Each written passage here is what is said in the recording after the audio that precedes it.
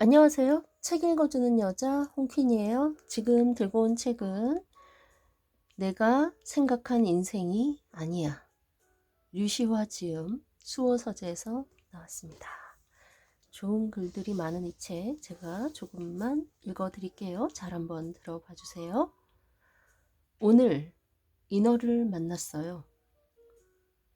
글은 단순하게 쓰는 일이 가장 어렵다. 작가라면 미사 여구를 동원해 글을 쓰는 것은 그다지 어려운 일이 아니다. 나 역시 20대 초반에 신춘문예로 등단해 자칭 언어의 연금술사로 행세할 만큼 화려하고 감각적인 문체를 자랑했다. 번역을 하면서도 나만의 특징적인 문장을 구사하려고 힘썼다. 독자의 심금을 울리는 부사와 형용사를 곳곳에 배치하면서. 그러나 나는 안다. 중첩된 수식어나 멋진 묘사 없이 글 쓰는 것이 더 어렵다는 것을. 지금은 글을 쓴 다음 부사와 형용사들을 지워나가는 것이 마지막으로 하는 일이 되었다. 편집자에게도 원고 교정 시 수사적인 표현을 가능한 한 덜어내라고 요청한다. 주제는 빈약하고 표현만 현란한 작가로 남는 것만큼 두려운 일은 없다. 한글에 2만여 개 부사와 형용사를 나열한다 한들 그것이 글의 진정성을 심화시켜 주지는 않는다. 진실하지 않다면 그 단어들이 무슨 소용인가? 또 진실하다면 굳이 그런 수식어들이 왜 필요한가? 마찬가지로 사람은 자신의 있는 그대로를 보여주는 일이 더 어렵다. 상대방에게 깊은 인상을 남기고 스스로의 에고를 만족시키기 위해 자신을 멋지게 과장하기란 오히려 쉽다. 사람은 자신에게 없는 것일수록 있는 척한다. 부족하거나 결여된 것일수록 많이 가진 것처럼 과시한다. 세속의 일만이 아니다. 명상이나 요가 수행이 깊지 않은 사람일수록 자신이 수행한 횟수를 내세운다. 내가 아는 수도승은 출가 이후 평생을 하한거, 동한거마다 선방에서 지냈으나 그 사실을 입에 올리는 적이 없다.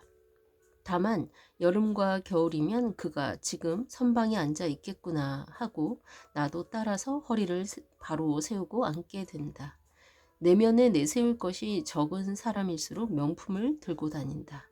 진짜 무서운 사람은 아무것도 필요 없는 사람, 오직 모를 뿐인 사람이다. 고요한 밤이 되어 낮 동안 내가 풀어놓았던 말들이 돌아오는 시간이면 혹은 생의 마지막에 이르러 일생 동안 내가 쓴 문장들이 소환되는 시간이 되었을 때도 부끄럽지 않을 수 있어야 한다. 좋은 글은 가슴에 새겨지는 점자처럼 다가온다. 생테치페리가 말했듯이 더 이상 덧붙일 게 없을 때가 아니라 더 이상 덜어낼 게 남아있지 않을 때가 완벽에 이르는 순간이다.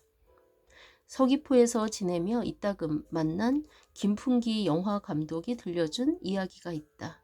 오래전 어디선가 읽은 내용이라면서 이 스토리를 바탕으로 제주에서 영화 제작을 준비 중이라고 했다. 김 감독 부부 역시 몇 해 전부터 제주도 표선에 내려와 직접 지은 집에서 살고 있다. 김 감독의 허락을 받아 그 이야기를 여기에 옮긴다. 바닷가 작은 섬마을에 한 청년이 살았다. 그는 날마다 사람들에게 달려와서 말했다. 오늘 아침 인어를 만났다고. 섬에서 일생을 산 해녀와 어부들은 청년이 거짓말을 하고 있다는 것을 잘 알았다. 하지만 그도 마을 공동체 일원이고 상상력 풍부한 것이 꼭 나쁜 것만은 아니기에 그 말을 믿는 척하며 들어주었다. 사람들의 순진함에 청년은 신이 나서 말했다. 놀랍게도 오늘은 인어가 나더러 자기 옆에 와서 앉으라고 했어요. 깊은 바다에서 나와서 그런지 눈동자가 너무나도 투명하고 매혹적이어서 그 눈 속으로 첨벙 빠져들 뻔했어요. 마을 사람들은 분주히 생선이나 어구를 손질하면서 진지하게 물었다. 그래서 어떻게 됐어? 인어공주가 뭐라고 했어?